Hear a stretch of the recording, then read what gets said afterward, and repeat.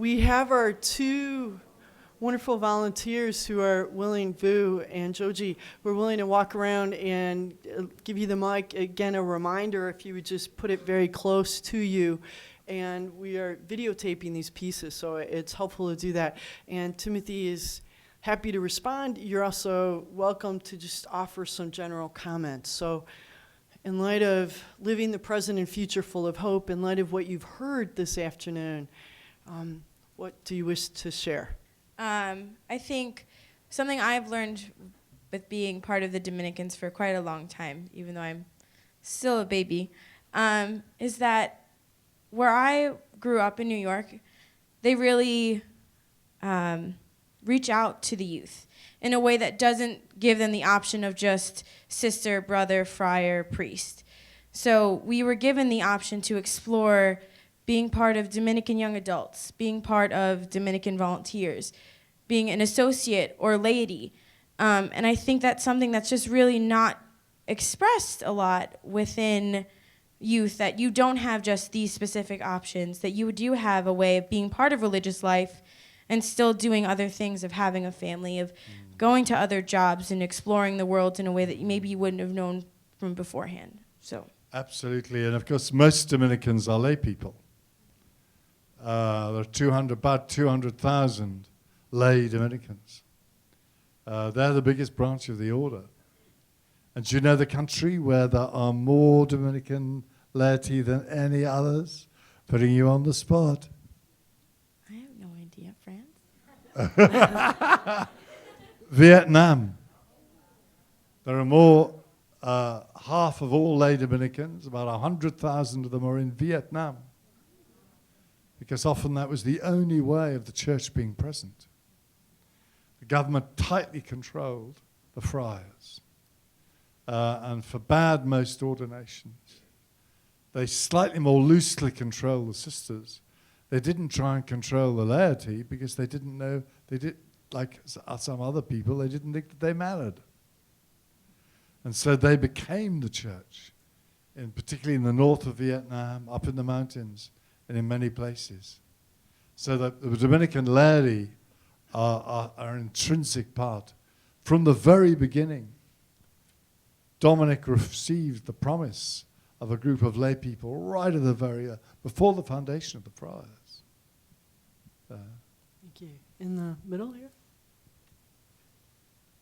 One theme that seems to be running through the conversations both this morning and this afternoon seems to be one of self-care. And it reminds me of back in my home diocese in Detroit, that in the vicariate we received a report called "Why Are We Killing Our Priests?" And the report was about why young seminarians or young newly ordained priests were struggling so much in their early years of priesthood. And the report found that it was because there was a great lack of self-care in their ministry. And obviously we have in the United States this phenomenon of ministers burning out, and a lot of times very early in their ministerial career. Obviously our context in religious life is very different, but how do you see our vowed community life serving as a self-care and as a way to kind of fight against this burnout, especially as young ministers who are just getting into our ministerial life? I think it's a very good question. I'm not sure I'd put it in terms of self-care. I'd put it in terms of having a life. I think that Jesus gave himself utterly and without reserve, but he had a life to give, and a life that included feasting with his friends and going away to pray and be quiet sometimes, a life that included wasting time with a woman at a well. And so he had a life. I think where burnout happens, it's often people cease to have a real life. They have a work that consumes them. I think St. Dominic had a life. You know, he preached endlessly and generously and gave himself utterly and probably died young because of it.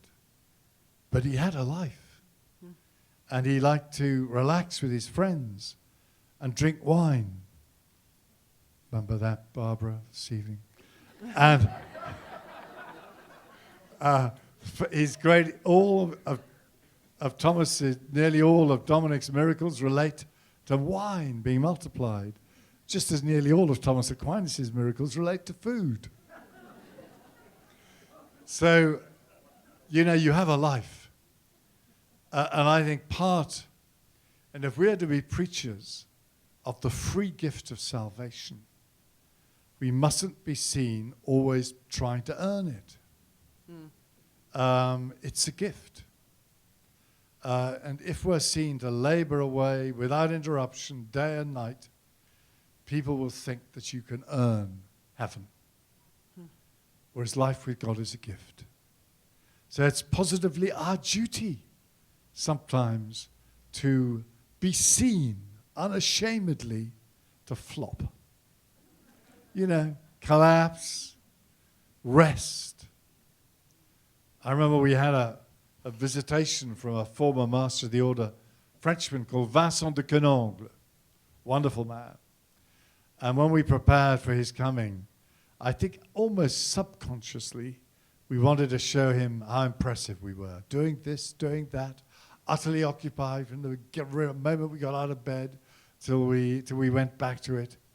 And at the end, when he met the community to give his assessment, we were surprised. He said, I have one criticism of this community. You all seem to think it's your job to save the world.